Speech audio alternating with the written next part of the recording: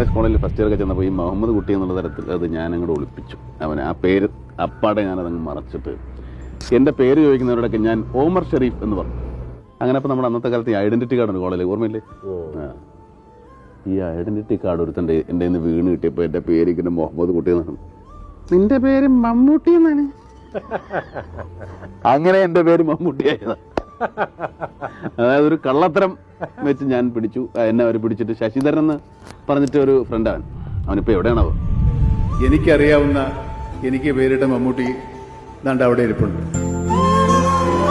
നിങ്ങൾക്ക് കാണാൻ വേണ്ടി ഞാൻ പുള്ളിയെ ഒന്ന് ഇങ്ങോട്ട് വിളിക്കാം.